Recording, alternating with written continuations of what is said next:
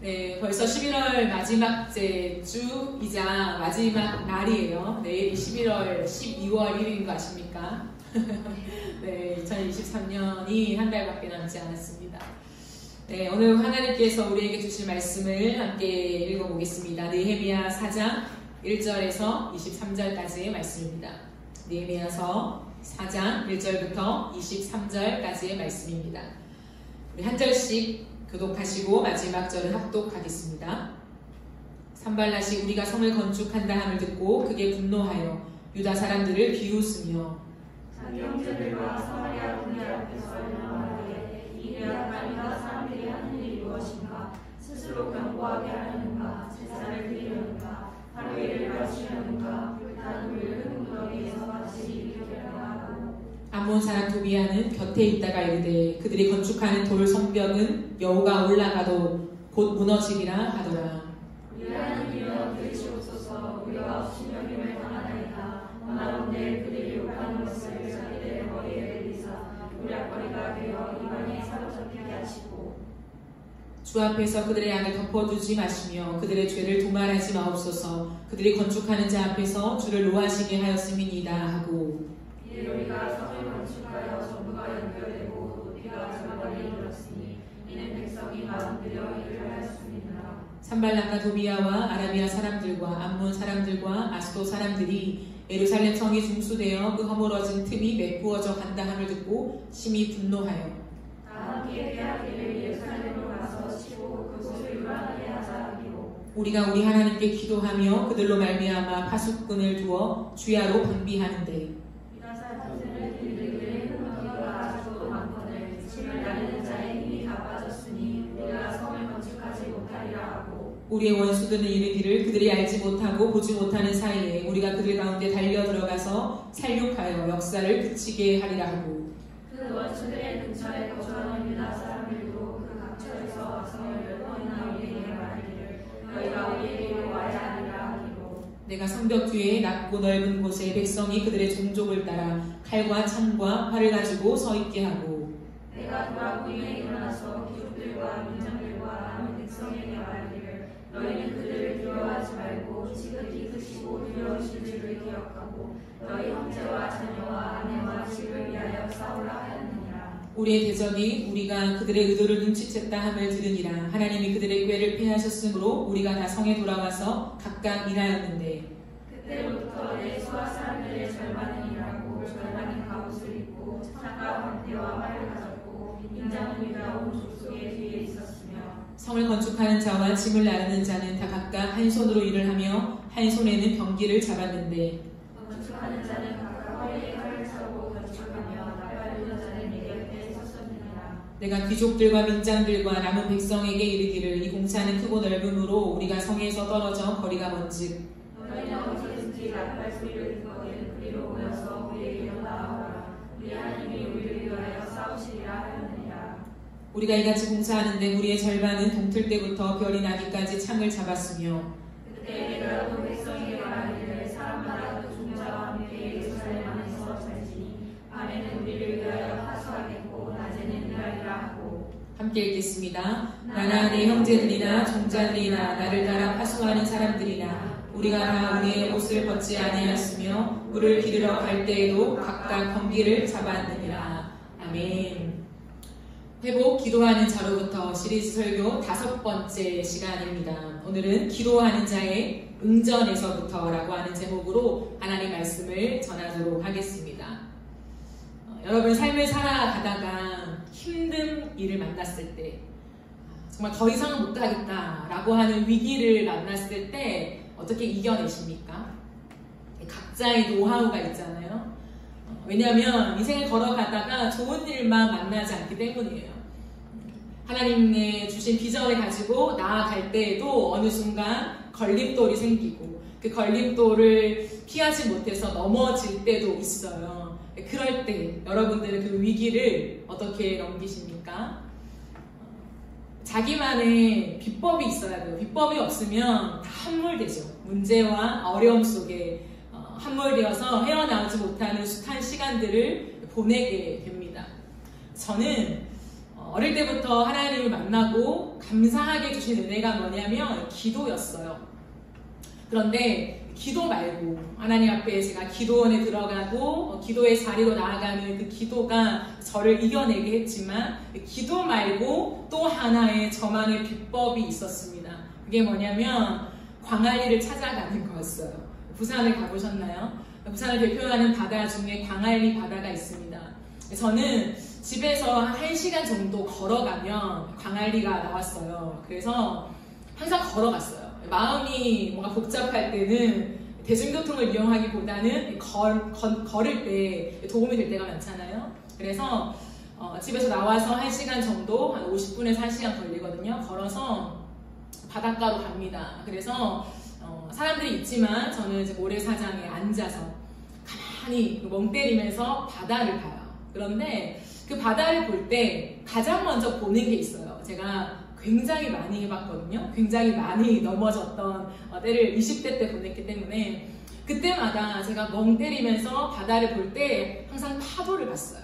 왜냐면 내 마음과 내 삶이 저 파도와 같았기 때문이에요. 그래서 파도를 보면서 나랑 똑같다. 어떻게 내 삶이 저렇게 일렁일까라고 하는 동질감을 느끼면서 파도를 한참 동안 바라봅니다. 그런데 조금 지나서 저는 전체를 바라봐요. 바다를 굉장히 좋아하는 사람이어서 바다 전체를 바라봅니다. 저 끝에서 저 끝까지, 그리고 보이지 않는 그 너머까지를 계속 한눈으로 관찰을 해요.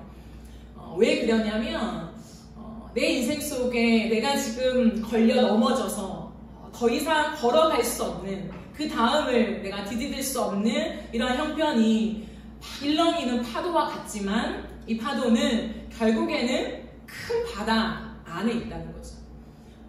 바다 안에는 반드시 파도가 있고, 그런데 파도가 쳐도 바다는 바다라는 거예요. 저는 그것을 보면서 어떤 생각이 들었냐면 내 인생 속에 그래, 파도와 같이 어려운 문제가 있어. 내가 극복하지 못하는 폭풍이 몰아쳐요. 그러나 결국에는 큰 숲을 보는 것처럼 하나님의 비전을 바라봤어요. 하나님이 나를 향한 뜻이 무엇일까? 나에게 주신 비전이 무엇일까? 왜? 비전을 따라가는 여정이니까. 그렇다면 그 큰 바다 안에서 일렁이는 파도 또한 하나님의 섭리가 있을 거야. 이렇게 생각하면서 제 마음을 몇 시간씩 그 바다를 쳐다보면서 마음을 이겨냈던 기억들이 있습니다. 그게 저희 20대에 저희 위기를 극복했던 비법이었어요. 인생을 걸어가다 보면 하나님의 큰 비전, 믿음을 가지고 걸어가는 인생도 위기를 만나요. 저는 자주 만난다고 생각해요. 그리고 한 번 더 나아가서는 하나님의 비전을 이루기 위한 걸음일수록 위기가 더 많이 찾아온다. 그 파도는 더 크게 일렁인다 라고 저는 거의 확신하는 사람입니다. 20대 때는 그걸 잘 몰랐어요. 그래서 되게 많이 힘들었는데 시간이 지나면서 믿음으로 걸어가면 걸어갈수록 파도가 거세구나, 그리고 잔잔해지지 않구나, 호수와 같을 수 없구나 라고 하는 진리를 깨닫게 되었습니다. 오늘 우리가 나눈 본문 안에서도 느헤미야는 하나님이 주신 비전과 꿈을 가지고 걸어갔던 여정 속에 계속해서 파도를 만나요. 끝없는 방해꾼들을 만나게 됩니다. 오늘은 그 방해꾼의 공격 속에서도 클라이맥스예요.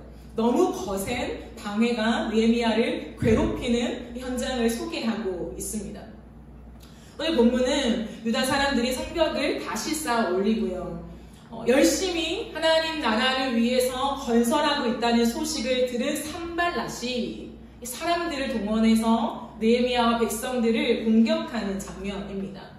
산발랏은 느헤미야가 백성들의 마음을 얻고 그들을 동원해서 성벽을 잘 건축하고 있다는 얘기를 들으면서 화가 났어요. 너무 분노가 치밀어 올랐다라는 거죠. 이 산발랏은 예루살렘과 맞먹는 사마리아 있잖아요. 사마리아 땅의 총독이었어요.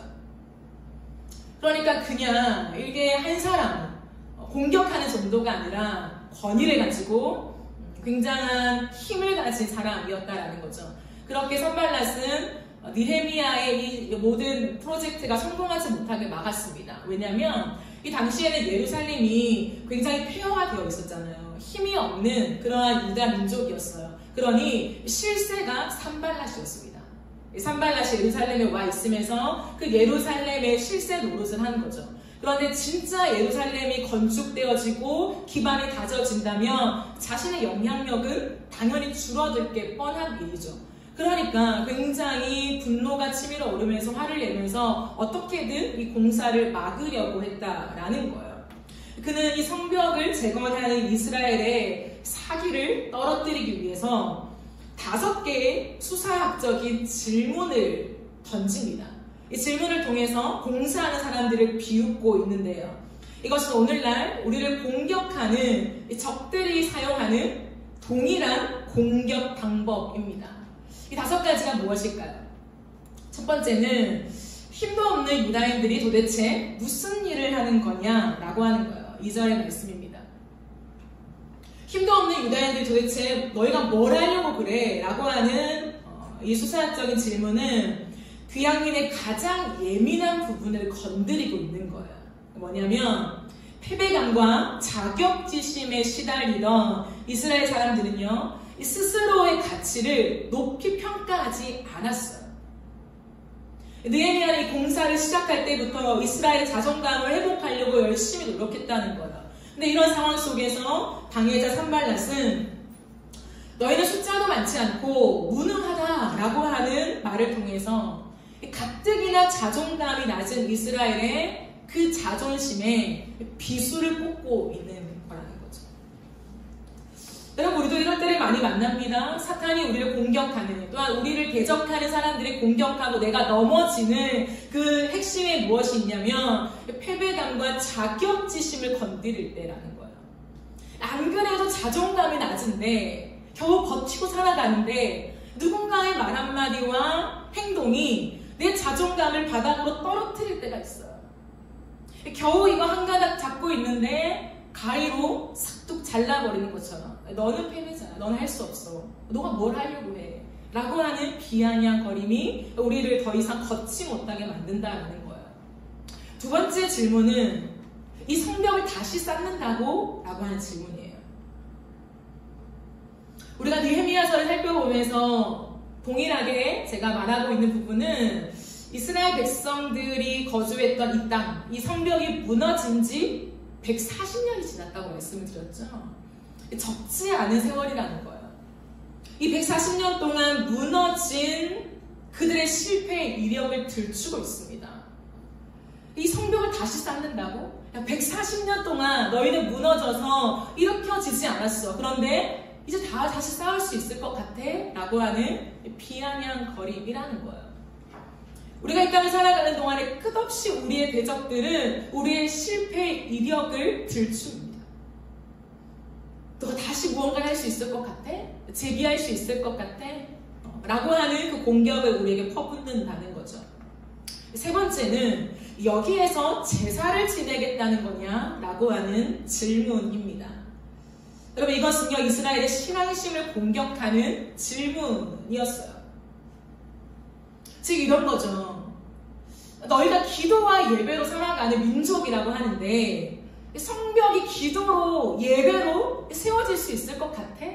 여기서 예배를 드린다고 뭘 할 수 있는데? 라고 하는 비꼬음이라고 하는 거예요. 우리가 이 땅을 살아가는 동안에 무언가를 해볼 때에 믿지 않는 사람들과 우리의 적들은 항상 이렇게 질문합니다. 기도만 한다고 뭐가 되냐? 세상은 능력이 있어야 돼. 너희는 능력이 없잖아? 약하잖아? 무능하잖아? 이걸 이룰 수 있는 무언가 갖고 있어? 예배로 너희가 할 수 있을 것 같아? 라고 하는 동일한 공격을 하고 있다는 거죠. 놀라운 것은 머지않아 이스라엘은 여기서 예배를 드린다는 사실이죠. 네 번째 질문은 하루 만에 일을 끝낸다는 거냐? 라고 하는 질문이었어요. 성벽 건설을 아무리 간절한 마음과 의지로 한다고 해도 하루 이틀 만에 끝낼 일이 아니라는 거죠. 도무지 이룰 수 없는 일이에요. 오랫동안 물자가 조달되어져야 하고 긴 시간 동안 집중하는 노동력도 필요하다라는 거예요. 그런데 이스라엘은 그런 능력이 전혀 없어 보입니다. 하루 만에 일을 끝낼 수 있을 것 같아? 뭘 할 수 있는데? 라고 하는 이 말에는 결국 이런 거예요. 너희는 결국 느헤미야라고 하는 지도자의 꼬드김에 넘어간 것이다. 그가 너희를 설득하여서 너희는 이 프로젝트에 동참했지만 하루 이틀 만에 끝낼 수 있는 일이 아니다. 그러므로 너희는 완성하지 못할 것이다. 라고 하는 그들의 공격이었다라는 거예요. 끝내지 못하고 후회할 날이 올 것이다. 시작한 것을 후회하게 될 것이다. 라고 하는 집중적인 공격이었다라는 거예요. 사람이 살아가면서 완성이라는 건 미래잖아요. 근데 그 미래가 불확실할 때 내가 지금까지 달려온 과거의 열정과 이력이 있어도요, 힘이 빠져요. 그런 적 경험해보지 않았습니까? 열심히 무언가를 향해 달려왔고 지금 잘하고 있지만 야, 이게 완성될 것 같아? 성공할 수 있을 것 같아? 라고 하는 불신이 들어오는 이상 지금 열심히 했던 것들에 대해서 우리는 힘이 없어질 때가 많다는 거예요. 이 질문에는 완성에 대한 불신을 포함한 느헤미야 지도자에 대한 불신까지도 들어있습니다. 너희에게 지금 얘기한 시작하자라고 얘기한 느헤미야를 믿냐? 뭘 믿냐? 성공할 수 있을 것 같아? 이런 거죠. 그러므로 우리가 이 땅을 살아가는 동안에 무언가를 함께 할 때 리더십에 대한 공격은 피할 수가 없어요. 항상 리더십을 공격하고 리더십에 대한 불신으로 우리의 적들은 대항한다라는 거예요. 마지막 5번째는 불타버린 돌을 흙무더기 속에서 다시 꺼내서 쓸 수 있다는 거야? 라는 질문입니다. 불타버린 돌을 흙무더기 속에서 다시 꺼내서 쓸 수 있냐? 여러분 어찌 보면 140년 동안 허물어진 성벽, 이 말이 그럴듯해 보여요. 다 불타버렸고 그쵸? 흙무더기 속에 있긴 하죠. 그죠? 그런데 이것은 사실 무근이라는 거예요. 왜냐하면 성벽 돌은 대부분 불에 타지 않았어요. 허물어지기는 했지만 다시 활용할 수 있을 정도로 견고한 상태였습니다. 그런데 이들은 이 질문을 통하여서 이 사실 무근의 맹목적인 위협과 협박에 가까운 빈정됨을 쏘아붙이고 있다는 거예요.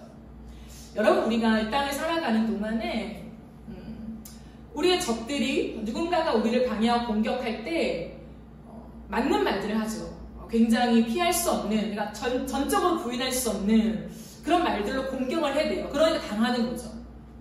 네가 능력 있어? 이렇게 하면 능력이 있긴 하지만 그러니까 능력 있어. 내세울 게 없는 거야. 그러니까 상처가 되는 거예요. 비수가 꽂혀지는 거죠. 그런데 어떨 때는요, 사탄이, 그리고 우리의 누군가의 적수가 우리를 공격할 때 사실 무근의 말들로 공격할 때가 많아요. 자세히 들여다보면 사실이 아니에요. 근데 사실인 것처럼 얘기하면서 우리의 길을 꺾게 되는 거죠. 이러한 방해가 있는 때에 도비야가 숟가락 하나를 얹습니다. 한 수 거들죠. 그러면서 이렇게 말합니다. 다시 싸우면 뭘 하냐? 돌로 성벽을 쌓는다지만 여우 한 마리만 기어 올라가도 무너지고 말 것이다 라고 얘기해요. 굉장히 기분 나쁜 말이죠. 너희가 지금 열심히 쌓고 있는 거, 땅을 삐질 흘리며 온 종이를 지금 성벽 쌓는 일에만 집중하고 있거든요.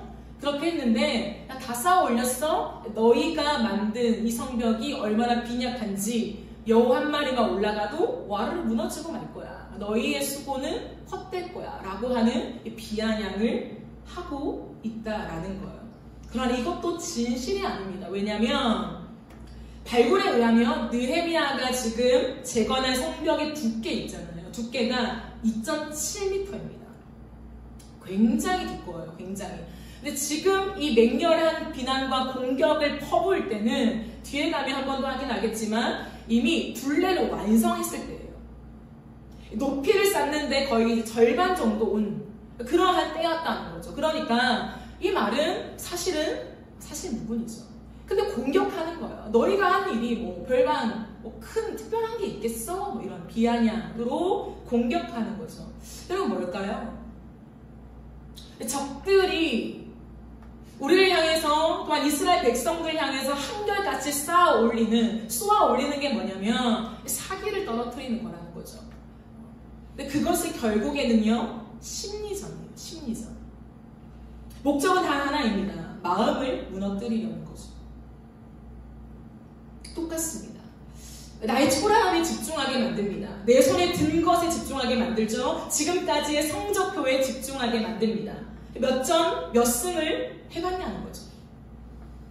너의 포부가 아니라 너의 실적으로 얘기하자는 거예요. 이게 겁나는 거죠. 믿음, 기도한 것들, 예배한 것들, 그건 너의 사정이고 세상에 나왔을 때 너의 포부 말고 실적을 보여달라. 성공한 이력을 보여달라라고 하는 공격이 거세다라는 거예요.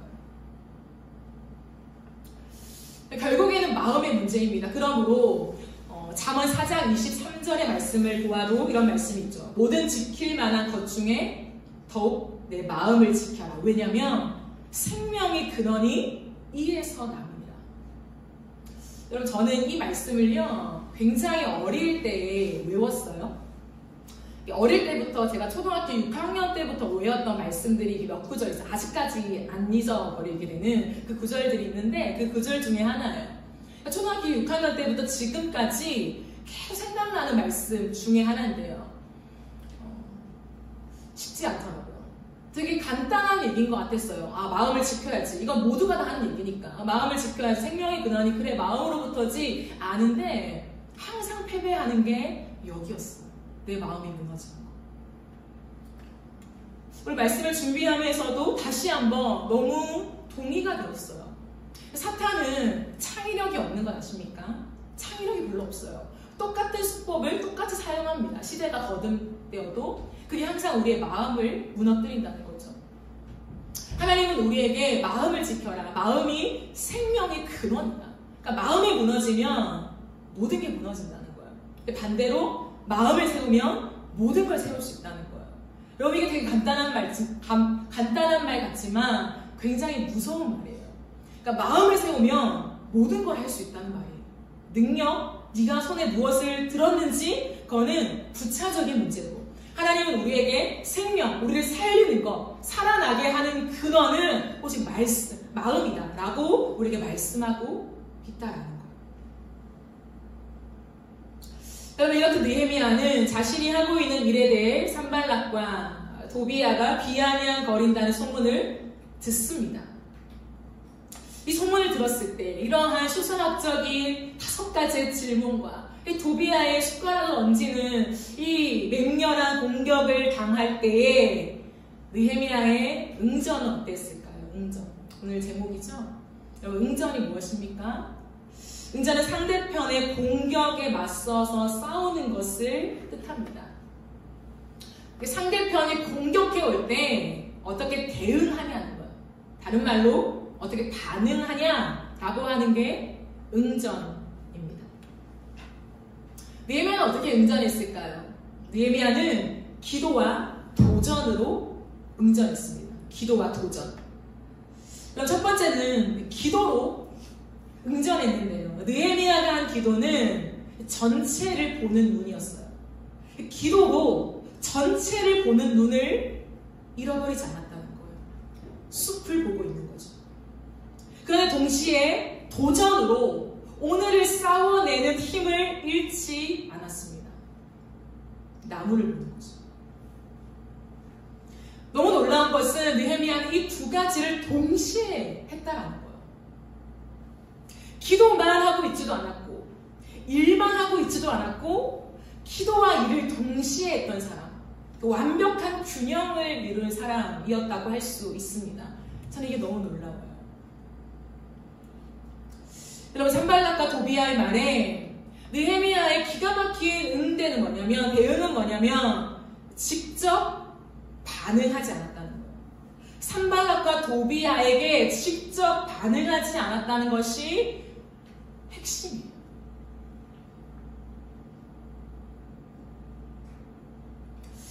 우리는 무언가의 공격을 받을 때 나를 공격한 대상을 향하여 대응할 때가 정말 많죠. 대부분이 아니겠습니까?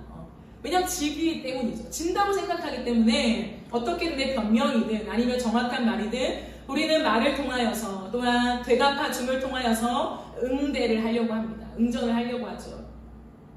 하지만 이 느헤미야의 탁월한 모습은 자신을 공격하는 대상에게 직접 대응하지 않는다는 거예요. 그럼 어떻게 하느냐? 하나님께 기도한다는 거예요. 여러분, 이게 뻔한 말 같지만 여러분, 이 뻔한 것을 일상으로 살아내는 게 얼마나 힘든지 아시죠? 생각해 보십시오. 성벽 공사가 한창인 때예요. 시작하기 직전이나 시작하고 나서 얼마 되지 않아서가 아니라 성벽 공사가 한창일 때라는 거예요. 온 백성들은 우리가 지난주에 살펴본 것처럼 각자의 위치로 배열되어져서 그곳에서 자신의 역할들을 수행하고 있었을 때라는 거예요.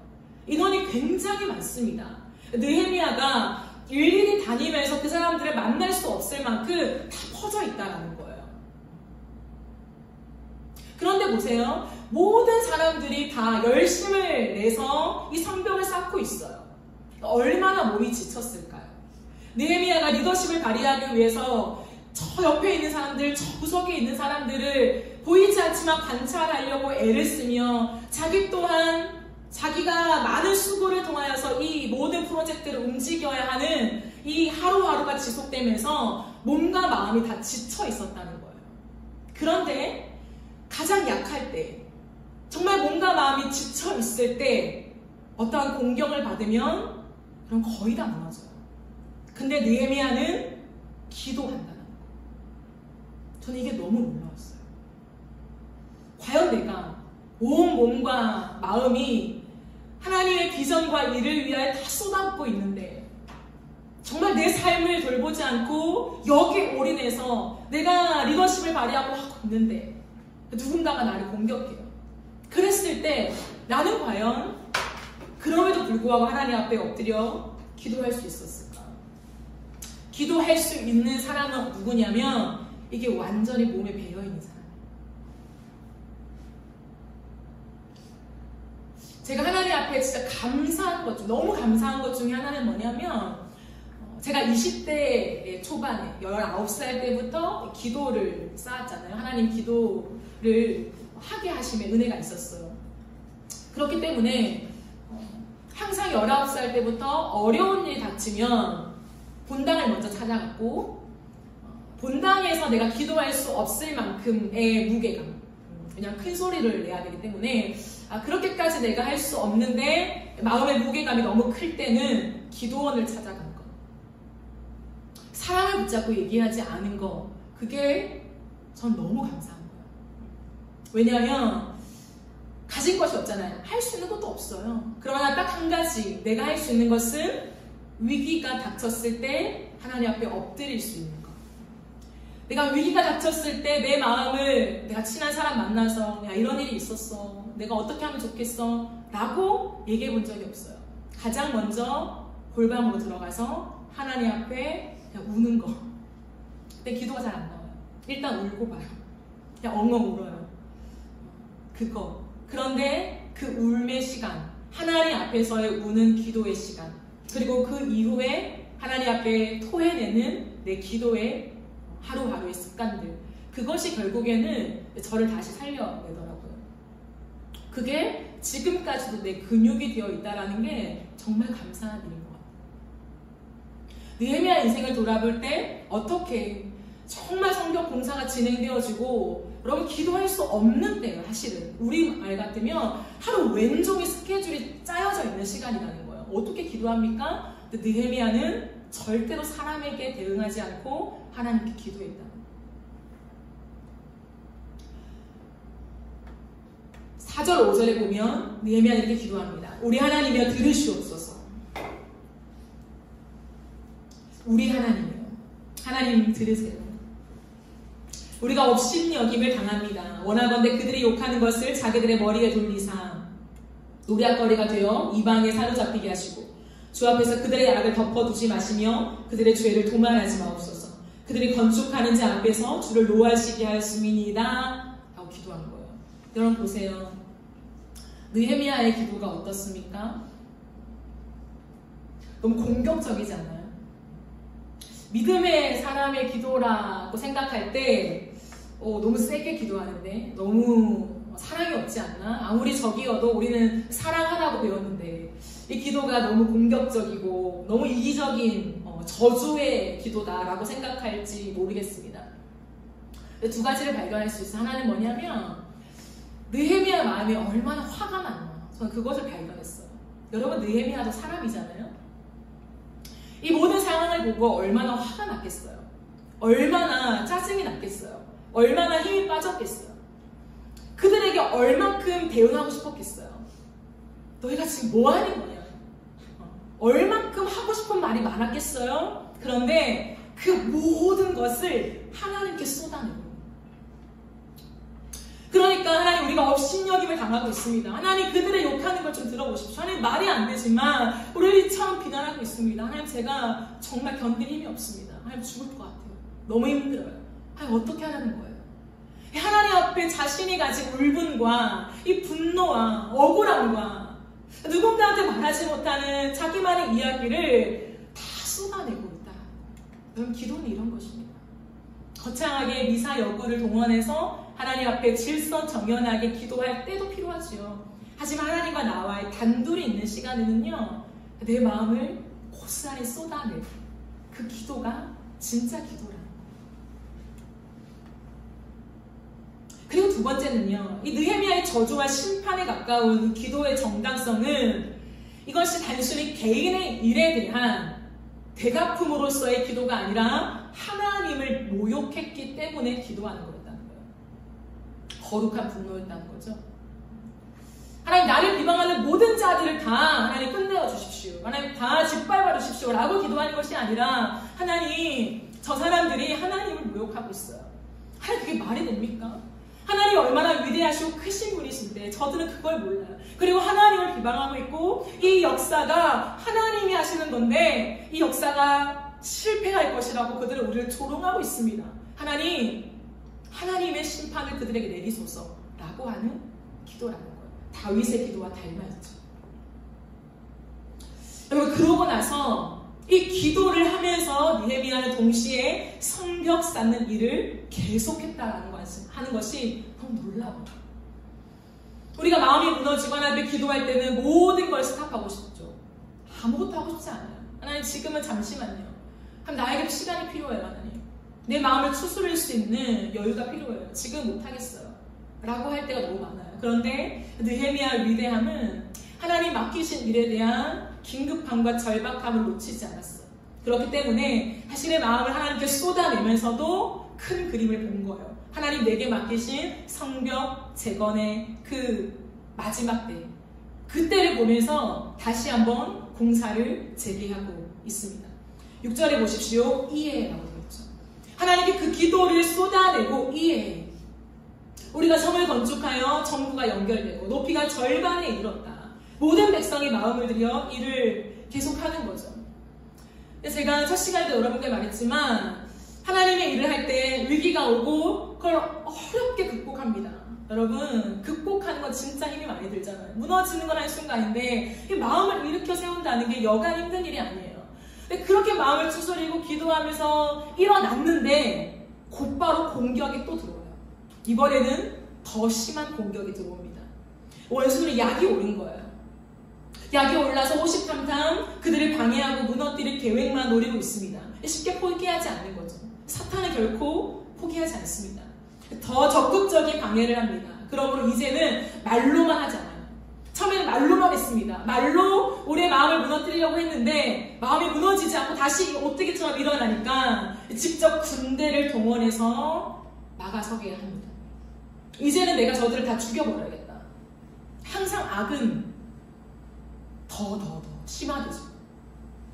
그러니까 말로 공격해서 안 먹으니까 그들을 완전히 죽이려고 하는 작전을 쓰게 됩니다. 놀라운 것은 그 시간에 또 기도한다는 느헤미야가. 저만 감동이 옵니까? 또 기도해요. 9절에 보십시오. 우리가 우리 하나님께 기도하며 또 기도를 합니다. 그리고 그들로 말미암아 일을 하죠. 파수꾼을 두어서 주야로 방비하는데 기도를 하면서 하나님 주 전략을 또 생각해내서 파수꾼을 두어서 주야로 방비를 합니다. 기도와 도전을 계속하는 거예요. 하나님 주시는 그 비전을 향하여서 계속 도전을 멈추지 않고 하고 있습니다. 그런데 보세요. 유다 사람들은요, 적의 공격으로 이미 한 방을 먹었어요. 마음이 무너지고 있습니다. 이게 가장 힘들 때죠. 리더니까 좀 나으니까 리더가 되지 않았겠습니까? 그죠? 그러니까 하나님 앞에 기도하면서 어떻게든 엎드려서 마음을 일으켜 세우려고 하는데, 문제는 뭐냐면 백성들의 연약함이었다는 거죠. 너무 안타까운 거죠. 그러니까 백성들의 사기가 이미 꺾여버린 거예요. 그 많은 공격과 상황 속에서의 이 어려움들이 지속되니까 이겨나갈 힘이 없는 거예요. 그러니까 그들 안에, 무리 안에 노래가 생겨나게 됐습니다. 일을 하니까 노동요겠죠? 일을 하면서 그들이 어떤 노래를 부르냐면, 흙더미는 아직도 산더미인데 짊어지고 나르다 힘이 다 빠졌으니 우리 힘으로는 이 성벽 다 쌓지 못하여 노래를 만드는 거예요. 노래 힘이 있잖아요, 여러분. 계속 그 노래가 불려지는 거예요. 지금 성벽을 쌓는 이 백성들의 한가운데서. 설상가상으로, 게다가 원수들은 지도새도 모르게 침투에 들어오려고 하는 치밀한 계획을 실행하고 있습니다. 느헤미야의 마음이 어땠을까요? 너무 힘들었을 것 같아요. 그렇죠? 그런데 은혜가 뭐냐면, 이렇게 치밀한 계획을 짜고 들어오지만 그 원수들 가까이에 살고 있는 유다 사람들이 그들의 공격을 눈치챈 거예요. 작전을 읽은 거죠. 그래서 이것을 알리게 됩니다. 어서 여기로 와서 우리를 도와라. 10번이나 얘기해요. 10번이나. 얼마나 다급했던지. 우리를 와서 도우라. 라고 얘기를 합니다. 그러니까 정보가 새어나갔고 자기들을 향해 공격해 들어온다는 얘기를 알고 나서 느헤미야는 리더십을 발휘하죠. 13절에 그래서 라고 하는 원래 접속어가 있습니다. 그래서 느헤미야는 칼과 창과 활과 모든 것들을 무장시켜서 다시 한번 사람들을 배치합니다. 그리고 기가 막힌 말을 해요. 온 힘을 다해서, 온 진심을 다해서 백성들한테 얘기를 합니다. 사랑하는 여러분, 두려워하지 마십시오. 여러분, 두려워하지 마십시오. 이 공사는 우리가 하는 것이 아닙니다. 여러분, 하나님을 기억하십시오. 이 모든 사람들보다 우리는 하나님을 더 두려워해야 합니다. 하나님을 두려워하고 계속 싸웁시다. 라고 얘기를 해요. 수많은 사람들은 다시 한번 사로잡힌 게 뭐냐면, 우리가 지금 벽돌을 쌓고 있으니까 우리가 하는 일이라고 생각하는 거예요. 우리가 벽돌을 쌓고 있는데 도저히 이제 힘이 없다. 우리가 이제 더 이상 걸어갈 힘이 없다. 라고 생각하고 있는데 느헤미야는 그들의 모든 시선을 누구에게로 돌리냐면 하나님께로 돌리고 있다는 거예요. 여러분, 이 일은 우리가 하는 게 아닙니다. 벽돌을 쌓고 있는 일을 우리가 땀 흘려 하지만 이 모든 것을 주관하고 계시는 분은 하나님이십니다. 여러분, 사람을 두려워하지 마십시다. 하나님을 두려워하며 우리 계속 이 일을 합시다. 참 느헤미야가 피토하는 얘기를 하지 않았을까요? 그런데 은혜는 뭐냐면 하나님의 백성들의 마음을 돌이키신다. 여러분, 일대 다수예요. 아무리 리더십이어도 상황과 환경에 매몰된 백성들의 마음을 돌이킬 수 있는 힘은 없어요. 이미 다 지칠 대로 지쳤기 때문에 노동에 이미 진이 다 빠졌다는 거예요. 그러나 하나님께서 은혜를 주셔서 백성들의 마음을 돌이키십니다.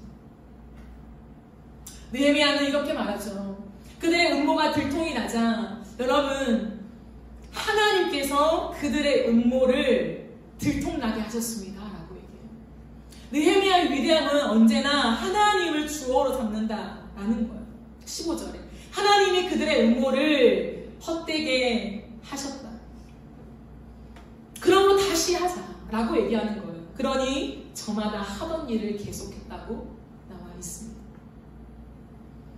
여러분, 기도는요 되게 약한 것 같지만, 기도가 아무것도 아닌 것 같지만 하나님은 기도를 통해서 일하십니다. 여러분, 이 사실을 우리는 믿고 많이 경험해야 해요. 여러분, 기도를 왜 할까요? 기도를 기도를 하지 않으면 이 모든 것들이 내가 한 일이나 아니면 상황이 그렇게 되어서 이루어진 일로 우리는 착각할 때가 많아요. 모르니까. 되어졌네? 라고 생각하는 거예요. 그러나 앞서서 기도한 다음에 내가 기도했는데, 우리가 함께 기도했는데 어떤 역사가 일어나요. 그러면 우리 모두는 똑같이 고백할 거예요. 하나님이 하신다고요. 이게 기도의 힘이에요.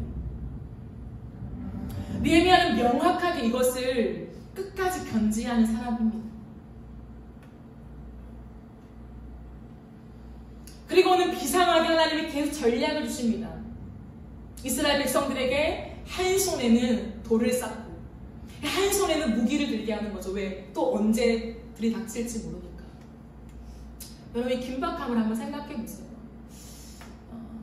아마 이 당시에는요, 모든 사람들이 자신의 일들을 그만두고 여기에만 올인했다고 되어 있어요. 그래야 아마 52일 만에 성벽 공사가 가능한 거예요. 오늘 본문 뒤쪽에 보면 아침부터 새벽부터 밤 늦음까지 별이 뜰 때까지 매일마다 온종일 일했다고 되어 있어요. 그리고 야간 작업을 했잖아요. 낮에는 일을 하고 밤에는 고초를 서게 하는 거예요. 잠을 거의 못 자요. 52일 동안. 근데 이 일을 계속 하게 합니다. 느헤미야. 너무 가혹하죠. 하지만 비전이 있기 때문에 하는 거예요. 도전하는 이 일들을 끝없이 하는 것입니다. 왜? 하나님이 약속하셨기 때문에. 여기에 대한 분명한 믿음이 느헤미야에게는 있었다라는 거예요. 그러므로 보십시오. 느헤미야는 그들에게 철저하게 여러 가지 방법으로 방어하고 성벽을 쌓을 수 있도록 계속 독려합니다. 계속 독려해요. 동시에 이 도움이 어디서 오는지를 결코 놓치지 않습니다. 20절을 보십시오. 우리 하나님이 우리를 위하여 싸우시라. 분명하게 얘기하고 있다는 거예요. 여러분 시편 127편 1절은 이렇게 말합니다. 여호와께서 집을 세우지 아니하시면 세우는 자의 수고가 어때며 여호와께서 성을 지키지 아니하시면 파수꾼에 깨어 있음이 헛되도다 라고 얘기합니다. 우리가 모든 것들을 방비하고 철저한 계획을 세운다 할지라도 하나님이 세우지 아니하면 무너지고 하나님이 열지 않으면 닫힌다고 하는 분명한 원리를 말씀하고 있다는 거예요. 놀라운 것은 느헤미야는 이렇게 뼛속까지 그의 신앙으로 뿌리 박혀 있었다는 거예요. 그러니까 하나님이 느헤미야에게 이거 맡기셨지 않겠어요? 하나님은 아무에게나 하나님의 특별한 일들을 맡기지 않습니다. 여러분 이것은 특별한 일이에요. 52일 동안 성벽을 쌓는다. 저는 계속 이걸 묵상하고 있거든요. 어떻게 52일 만에 이게 가능했나? 아무리 백성들의 마음이 움직여도 이게 가능한 일인가? 하나님이 하시는 거예요. 그런데 하나님이 52일 만에 이 일을 할 수밖에 없는 이유가 있습니다. 그때 사람을 찾는 거예요. 누가 나를 대신해서 이 일을 완수할 것인가?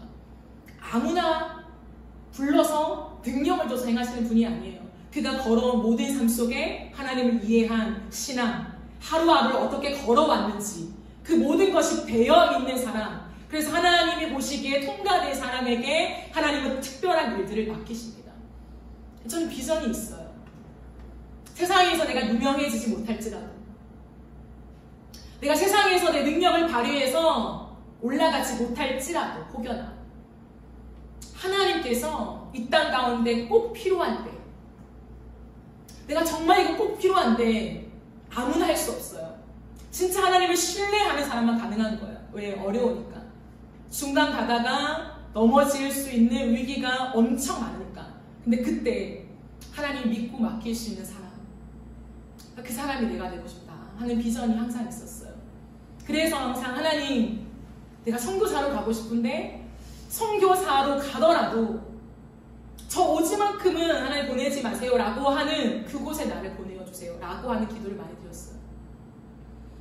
하나님, 내가 어딘가에서 하나님의 일들을 할 건데 누군가가 피하는, 그러나 하나님의 나라에서는 꼭 필요한 그 일들이 있다면, 그때 사람을 찾으신다면 하나님 저를 불러주세요. 괜찮으시다면. 이런 기도를 많이 드렸어요. 느헤미야 인생은 우리가 느헤미야서를 보면서 지나갈 수 있어요. 느헤미야 이런 사람이었구나. 일을 하면서도 기도했구나. 균형이 맞춰진 그런 완벽한 사람이었구나. 대단한 사람. 이로 덮을 수 있는 이야기가 아니에요. 그의 평생에 포로된 땅에서 씨름했던 하루하루의 피눈물 나는 기도.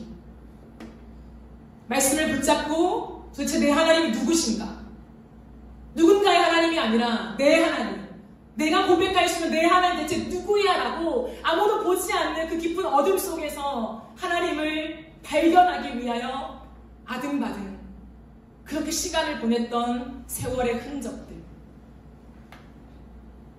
그 페르시아 왕궁 궁전 안에서도 타협하지 않고 내가 여기서 쫓겨나면 쫓겨나지 내 신앙을 내가 굽힐 수 없다.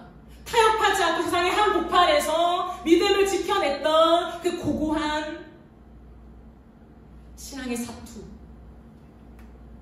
그것을 한 사람이었기 때문에 하나님이 이렇게 들어 사용하셨고 이스라엘의 명성을 높이 세워주신 거예요. 이 한 사람 때문에.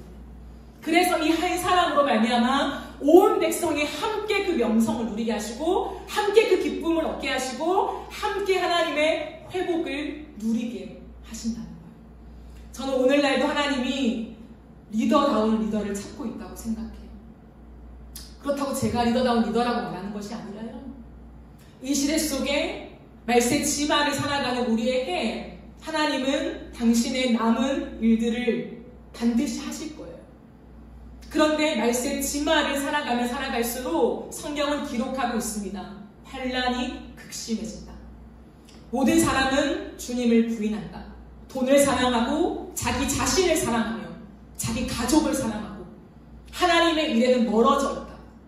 하나님을 따른다고 하지만 제자된 삶을 거부하는 그러한 일들이, 배교하는 일들이, 주를 부인하는 일들이 수없이 많이 일어나게 될 것이다.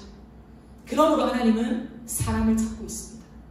하나님 앞에서 이 어려운 시대에 경제가 바닥을 치고 설 곳이 없어서 헤매이는 이 세상 한복판에서도 믿음을 붙잡는 한 사람. 하루하루를 허투루 살지 않고 내가 선택하는 모든 것에 신앙을 담아내기 위해서 필요 없는 고민을 기꺼이 감수하며 하는 사람.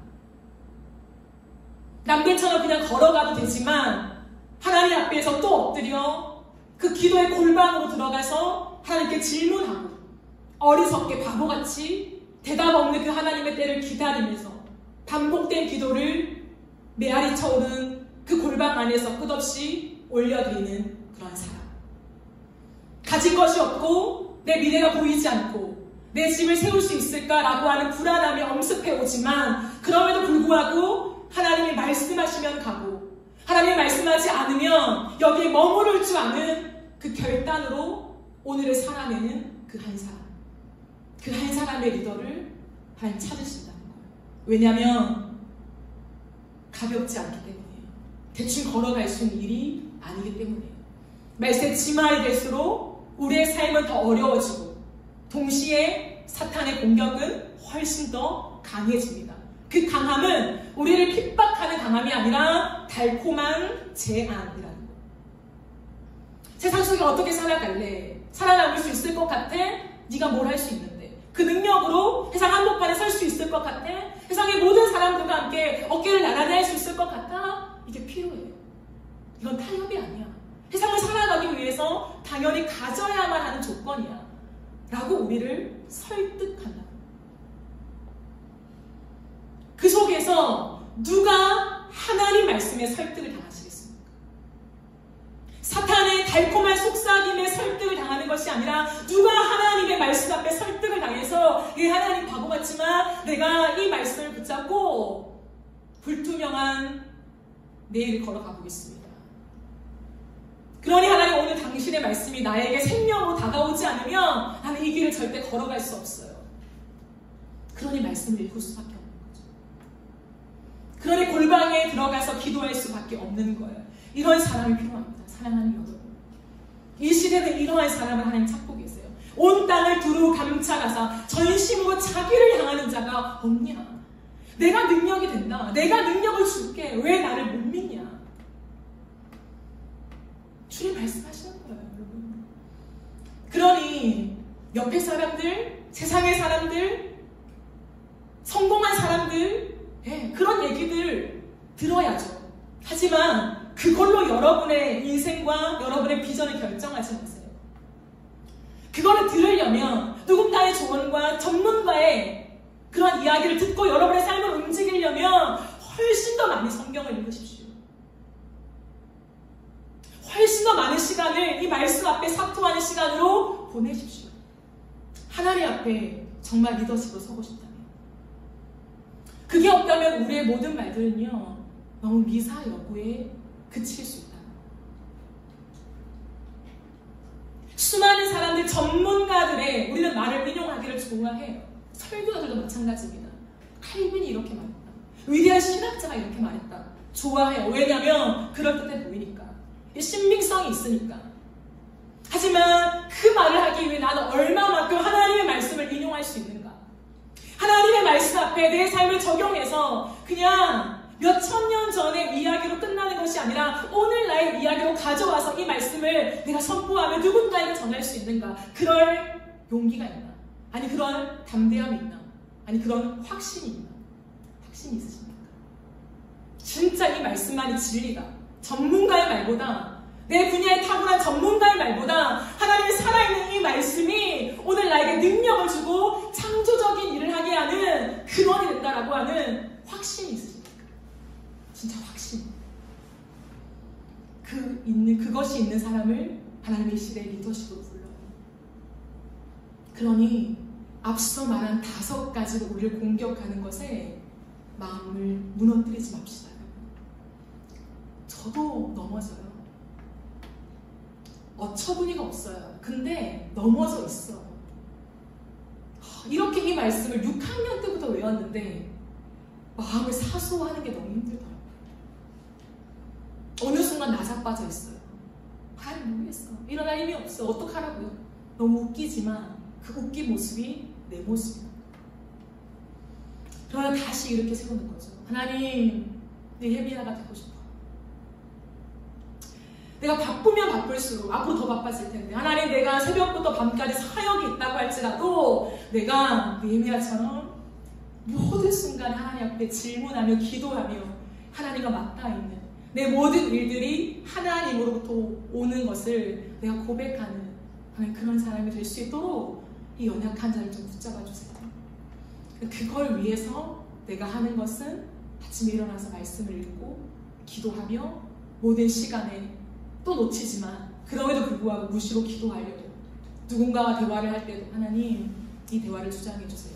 대화를 하고 나서도 하나님 그 사람을 위로해 주세요. 하나님, 제가 어떻게 하길 원하십니까? 제가 말을 하길 원하십니까? 서길 원하십니까? 안 하길 원하십니까? 이 모든 말들을 해요. 내가 신비주의자라서 하나님이 그때그때 직통 계시를 주니까 그게 아니에요. 내 삶을, 태도를 만들어가기 위해서. 언젠가 하나님 나에게 나 일 좀 해줄게. 해줄 수 있니? 하고 맡기실 때에 내가 느헤미야처럼 이렇게 살아낼 수 있도록 오늘 또 살아가지만 또 훈련받는 거죠. 하나님 앞에서. 누가 이런 삶을 살아가시겠습니까? 사랑하는 여러분, 이런 삶을 좀 살아갑시다. 우리가 함께. 하나님 앞에 이너프 처치에 있는 한 사람 한 사람을 내가 사용하길 원한다. 이 시대에 내 손과 발로 내가 사용하길 원한다 라고 말할 수 있는 그런 사람이 되면 얼마나 좋을까. 그 꿈을 가지고 저는 기도합니다. 여러분 모르게 제가 여러분들을 위해서 기도하는 게 있어요. 기도하고 있어요.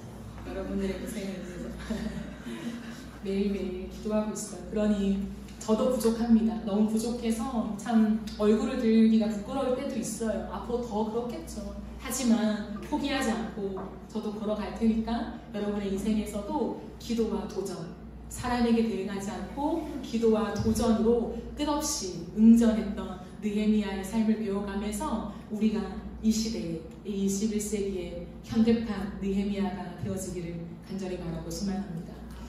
네. 우리 시간 함께 찬양하고 기도하는 시간을 가지겠습니다.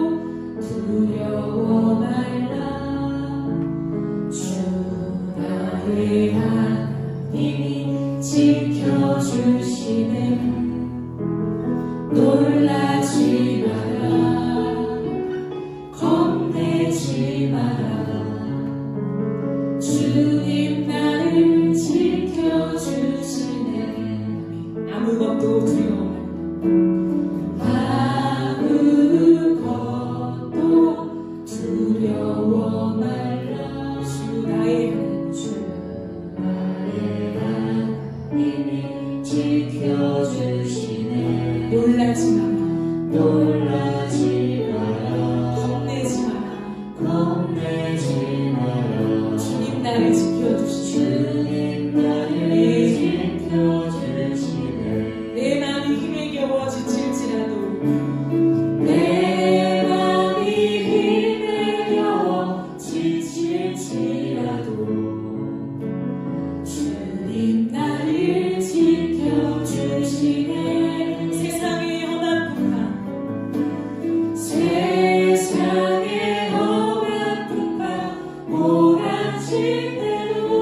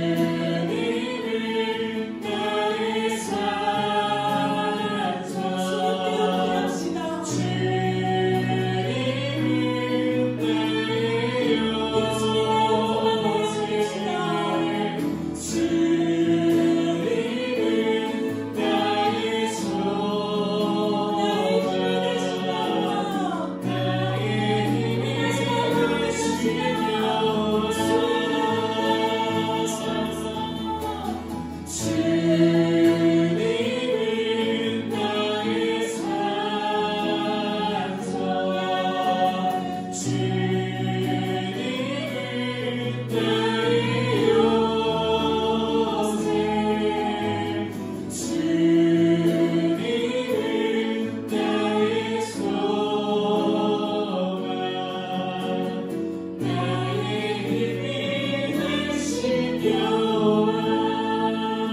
시간 기도하며 나아갈 때에 우리의 두렵고 떨리는 마음들을 주님 앞에 내어놓고 나아갑시다. 사탄은 끝없이 우리의 약함들을 공격하며 들어옵니다. 우리의 못난 모습들을 짓밟고 우리가 아무것도 하지 못하게 만듭니다. 여러분, 그러나 우리 앞에 일렁이는 파도를 보지 마시고 드넓은 바다를 바라보십시오. 넓으신 하나님의 품을 바라보십시오. 우리를 지키고 보호하고 계시는 그 하나님과 눈빛을 맞추는 이 시간이 되어지기를 소망합니다. 이 시간 우리의